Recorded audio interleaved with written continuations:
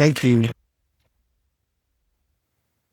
Hello, Nerd Nite participants. You guys gonna be back? I've been here before, gave a talk about anarchism as a law student, and now I'm not a law student and I'm an attorney, and so now I'm here to talk about the law. Wild. Being bar goers, I'm sure you've all are aware of a DWI and its risk, and it's a scary thing, right? So here to try to demystify the DWI. This is not encouraging anyone to drink and drive, but rather, once stopped by the police, it's a scary thing. And it feels very daunting, especially the aftermath.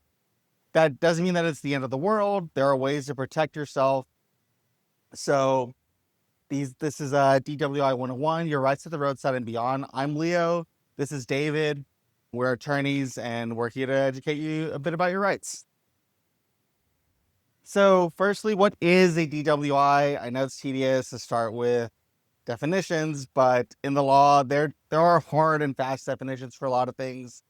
DWI consists of all of this has to be proven by the government or the state beyond a reasonable doubt.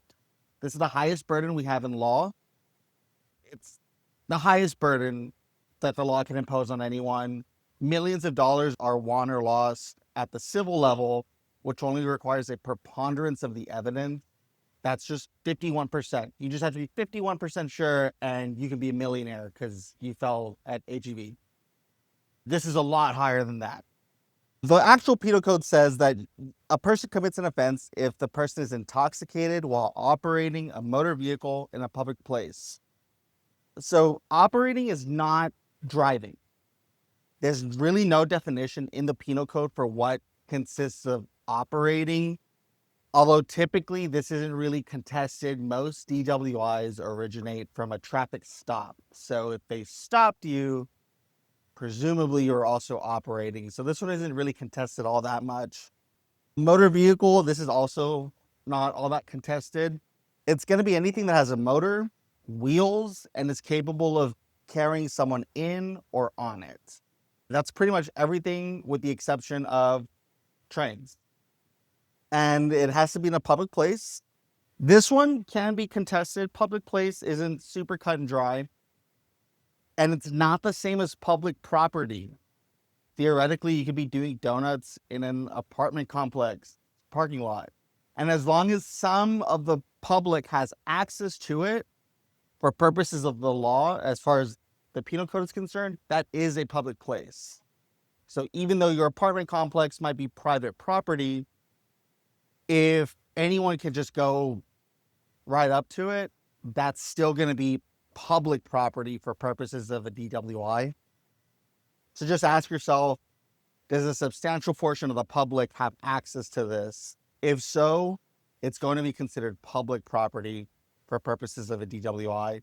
And finally, intoxicated. It's defined as not having the normal use of mental or physical faculties by reason of the introduction of alcohol, a controlled substance, a drug, a dangerous drug, a combination of two or more of those substances or any other substance into the body, or having an alcohol concentration above 0.08 BAC. Not having the normal use is pretty, of your normal mental or physical faculties, is really vague. So you can think of a case where somebody has a BAC of 0, but maybe they have some other substance in their body that causes them to lose the normal use of their mental or physical faculties. That would still count as intoxication for purposes of a DWI. So most DWIs originate from a traffic stop. Police just have to observe some minor traffic infraction to establish reasonable suspicion. This allows them to make the stop. But it alone, reasonable suspicion alone, does not justify an arrest or a warrantless search of your vehicle. They might ask, do you mind if I search your vehicle?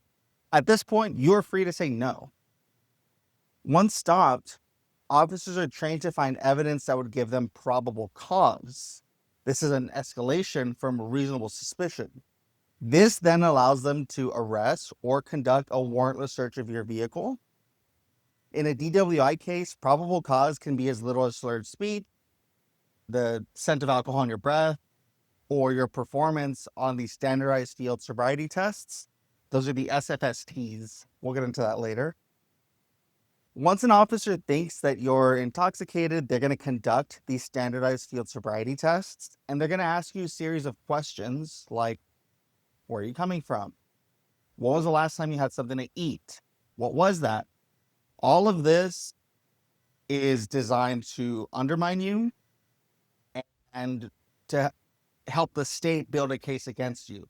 This information, as innocent as it sounds, is then used by the state to conduct what's called retrograde extrapolation, where essentially they're able to say, they're going to try to say that your BAC was a certain level at the time of driving based on the information you give them, such as when your last meal was, your weight, your sex, everything like that. It all comes together into this magical formula that they have that's going to be tried to use against you to determine your BAC at time of drive. Various legal repercussions happen as the result of just getting accused of a DWI. If you refuse a breathalyzer test, your license is automatically suspended for 180 days, 15 days after the arrest. Even if the case is ultimately dismissed, you're going to be subject to some form of pretrial monitoring by the court. The judge is going to order an interlock device, also known as a blow and go. Your car won't start unless you blow into this thing, and it's got a camera. They can order a portable breathalyzer, which sounds more convenient and is actually awful. It can beep anywhere from 3 times a day, sometimes from 10 p.m. to midnight. And if you're asleep and you miss it, even by a minute, that's a bond violation, and you could be thrown in jail all over again. And finally, they even have ankle monitors called scram devices that detect alcohol in your sweat. All of these are on the table with the mere accusation of a DWI. Even if the state is going to offer a favorable plea deal to dismiss the DWI, all that comes with fees. I'm talking a couple hundred up front, and then $60 for every month that you're in the program, plus the fees for the classes, plus the monitoring devices. Sometimes you have to pay for those out of your own pocket. And that's $20 a day.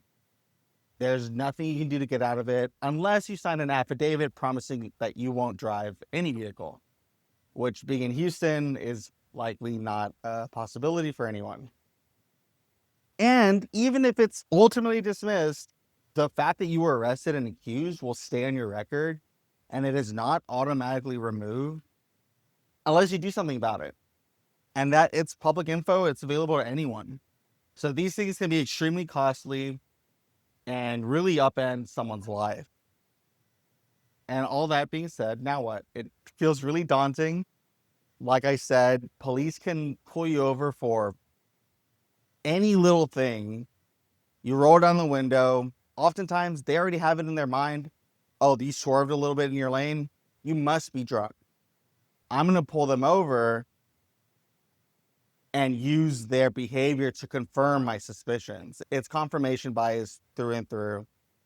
And it can be really daunting when you're faced with someone who you know already has a perception about you and is in reality trying to put you in jail. Now, what can we do as normal citizens to protect ourselves if, God forbid, we ever find ourselves in this situation? I'm going to hand it over to David, who has been doing this a long time and really knows his DWI stuff. Out of the way. All right. Thank you. I'll get out of the light right there. All right. So I've been doing criminal law for over 20 years now. I'm a former prosecutor. I used to train misdemeanor prosecutors in Brazoria County for 10 years out of my 17-year prosecution career. And so I know how prosecutors build their cases. And I also want to be very clear. We are not anti-law enforcement. But if you're going to accuse somebody of a very serious offense with huge legal ramifications, we didn't even get into the immigration consequences. We have Had a situation where a client got deported, not from something we represented them on, but from a prior driving while intoxicated case. They got deported. So under this administration, based on the information I received from my immigration law colleagues, getting a conviction when you are not a U.S. citizen does make you deportable. You can be denied reentry. You can be denied naturalization. It's something we have to take into consideration when we are advising on the criminal side of things. So what we see is people think that they can talk their way out of a DWI. It doesn't happen.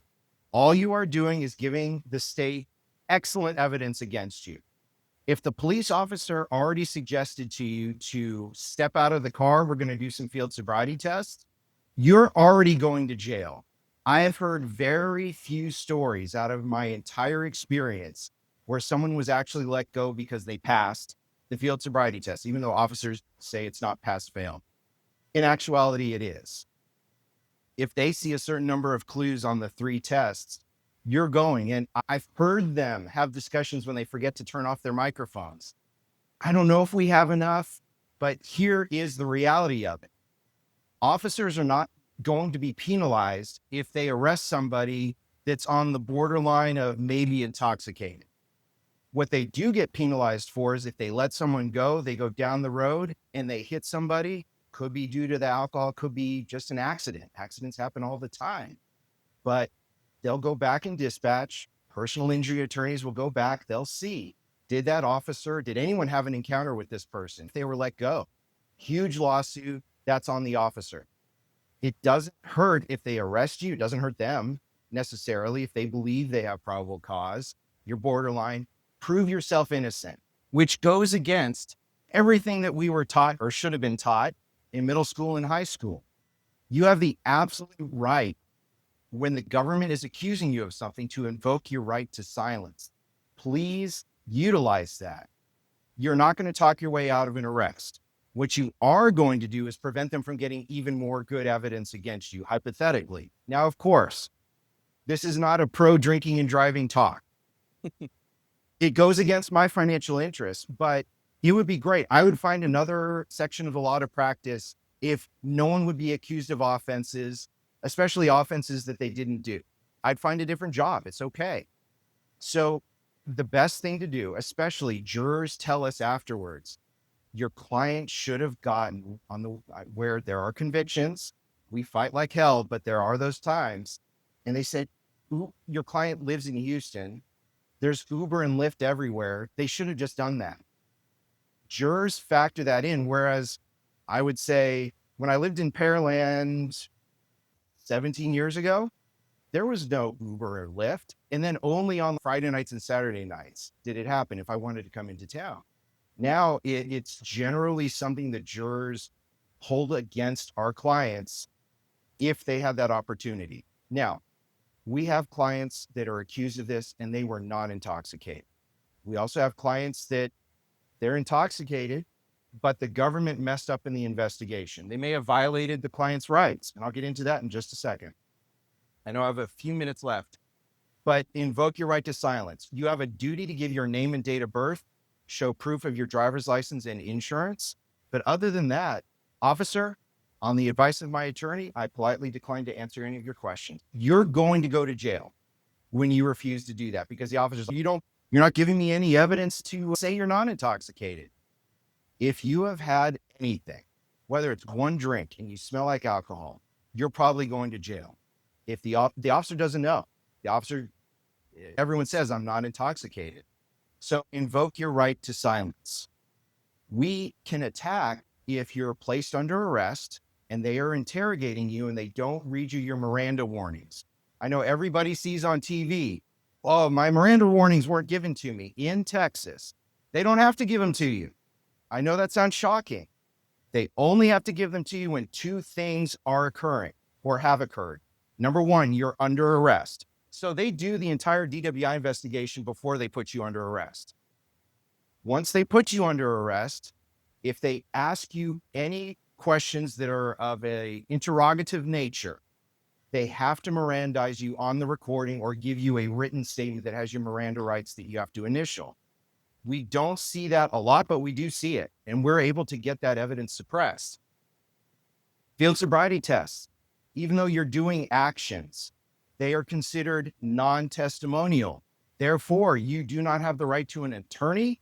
You do not have the right to get field sobriety tests suppressed just because you were Mirandized. But you don't have to do these. Officers try and pressure you to do these. Not all, but many do. You do not have to do these. There is no law that says you have to do this. They also, once you're arrested, they love to talk about implied consent. I know that there's no one in this room, including me when I got my driver's license, that remembers something called implied consent. When you get your driver's license in Texas, you are agreeing to provide a breath and or blood specimen if you're arrested with probable cause for driving while intoxicated. Now, that doesn't mean you have to do it. There's consequences hypothetically, but what happens with these administrative license revocation hearings, most of the time the officers don't show up. And even if they do, we can still win those because they haven't been prepped by the prosecution. So they may not have even looked at their offense report since they arrested you. So if we request it, we could potentially save your license. You only have 15 days from the date of your arrest to request that. And it's way easier to have your attorney do it. It is purposely a pain in the rear if you do this yourself. And the littlest thing that you mess up, they'll reject it on the 16th day and say, oops, you're out of time. So sorry. So get an attorney as soon as possible. You can beat the rap and not the ride. Listen, I make a living by helping people that are accused, sometimes falsely accused. It is going to cost you at a minimum for driving while intoxicated with fees, attorney fees, with the scram or the interlock devices, monitoring. If you have to file for an occupational license, you're looking at least $10,000, at least. If you're convicted of driving while intoxicated, what used to be called the DWI surcharge is now a minimum of $3,000 for a DWI first, on top of everything. If it's a DWI second, it's a $4,500 fine. If it is a DWI where the BAC was greater than or equal to 0.15, so nearly twice the legal limit, that is $6,000 that you have to pay to the state of Texas, on top of any fines, on top of any attorney fees, on top of any monitoring. And I know it sounds unfair. You haven't been convicted of anything when you're accused, but the issue is the judges are elected. They want to protect society. Don't fault them for that. So they have a duty to make sure society is safe. Okay, they see a person with an accusation of driving while intoxicated. So maybe they do an interlock, maybe they do a scram, maybe they say you can't leave your house if you're charged with a felony DWI. If there are so many conditions that judges can impose, it's not worth it. It's not worth it. I tell my friends and family members, you do not want to have to hire me. I'd love it if you do, but it's great if you use that money for other things. There's plenty of business to go around. I would love it where nobody is risking themselves or others when they drive. And again, it is not illegal to drink and then drive. Those lines outside where you park your vehicle, it is legal to drive to a bar, park, and then drink. It's legal. It's legal to go have dinner or wine with your significant other, go to a tailgate, drink some beer. What is not okay is driving intoxicated. So if you believe you're on that, and officers are supposed to know what your normal is, listen, they look at how you look on video, how you talk, how you sound. They are gathering evidence. Give them the least amount of evidence as possible. Let us fight for you, but don't even put yourself in a situation where you need us. We hope you never need us, but on that off chance that you do, whether it's for DWI or anything else, we are available. I'm board certified in criminal law. There's not a lot of attorneys that are. So if anything you get out of this, it's expensive, it's not worth it. And quite frankly, there's better ways to use that money. So I wish you all a very happy new year from the David Smith Law Firm and from Leo. And we look forward to seeing you out there. Thank you. Oh, there. All right. Question and answer. We get a little bit of time. Yes, sir. Now, that's a great question because it's one of those things where if you haven't been drinking at all and you tell them, I'm the designated driver, I'm getting them home safely. And that's where we're at. If it smells like alcohol, if you have a reason why, maybe they spilled something, if they threw up in your car, God forbid, or something like that, I would see if you can do the field sobriety tests. I used to be able to do them, and now that I'm 45, I can't do them anymore. I look intoxicated. Some people may not know it, but their eyes may have an nystagmus. That's the first part. They're looking for a jerking of the eye. There are roughly 88 reasons why your eyes would potentially have nystagmus. Officers have not been trained to differentiate between the different versions of nystagmus. So to answer your question, if you can knock these out of the park, you show them, officer, I'll do a breathalyzer. I'm trying to get them home safely. So in that situation, it does help to give a little bit of advice. If you've been drinking or you've taken some, I don't know, gummies hypothetically or anything like that, you don't want to admit to that. You can't lie because that's a new offense, but you can invoke your right to silence. So does that answer the question? Just practice it at home first. I highly suggest that. Okay. Yes. That's a great question. And I'm sorry, I'm going to have to give you the lawyer answer. It depends. It's going to depend on the prosecutor, how far they dig. We love to get various pieces of evidence that we don't see a lot of our colleagues get. We want to get your jail videos. How did you interact in jail? Were you observed for the 15 minutes prior to you giving a breath specimen, if you so did? We look at all of that. We had one crazy case where the tow truck driver was translating in Spanish, giving the field sobriety test. Okay. Now, of course, I get to argue that tow truck driver has an incentive to tow a vehicle. So we built that in, and they were not translating it. Luckily, Leo is fluent in Spanish. So if you have the right attorney, and I'm not the only one, I'm not saying I'm the only one. If you have the right attorney, they will look at all of that. And does it line up? My job is to know more than the prosecutor by way of the conversations we get to have with our client, the evidence that we get that frequently we see, especially at the lower levels, prosecutors don't bother to get. So we want to get all of that. We were able to save somebody that was not a US citizen that had a ridiculously high breath test, allegedly, but they were taken to the hospital for an active ketoacidosis situation. You can't trust the result just because we see a number so frequently, and I didn't get to that part, so frequently the machines, the breath tests, the blood machines, there are issues with them. Has anyone had a computer or an electronic device that has worked perfectly all the time, never failed? The procedures and the protocols for the testing and the release of dog food are more intense than the forensic testing protocols for people's blood and breath. You can't kill Fido, but by God, we can try and convict you. So that's where the money goes. The people that are really experienced generally that make the serious money, they go for private companies. They're working for oil field companies doing gas chromatography. They get their start in government. Nothing wrong with that. Some people do it for a very long time, like me. And then I got out. So it depends. You need somebody to fight for you that gets everything. And who's making the assessment? Is an EMT, is a trauma person, the real person saying they're not intoxicated, they hit their head. We've had that fight where someone developed a softball size mark. It was like terrible. And the officer forced, I say they forced, consent for breath and then blood. And we fought like crazy against that one. We got a good result. It's just who is fighting in your corner. The defense attorney is the last bastion standing between you and a conviction that you will pay for the rest of your life. Yeah, so I think bars and clubs, if you think they're the designated driver, they'll write a big X on there. Is that being a designated driver? Is that useful? Or is it just That would be the argument from the state that, okay, you wrote this on yourself. Is it something we could potentially argue? Yes. Can we go back and verify? Can we find a witness that may need to be subpoenaed saying, yeah, that's our mark or our stamp.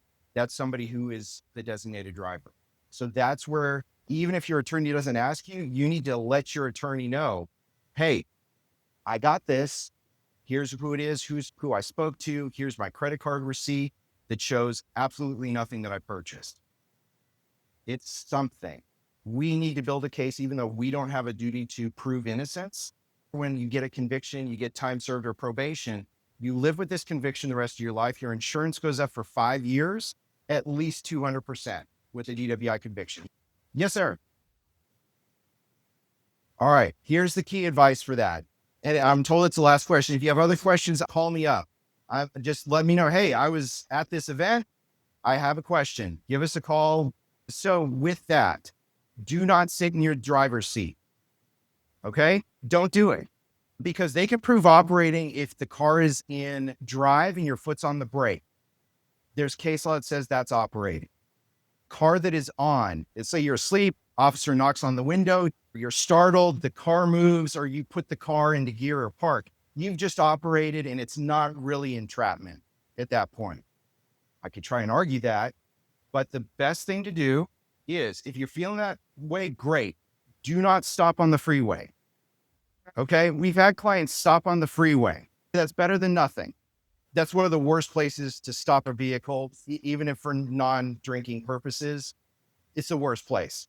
Someone who is impaired is likely going to hit you thinking that you're in a lane of traffic. So if you can get off into the median safely, do so, like the far side.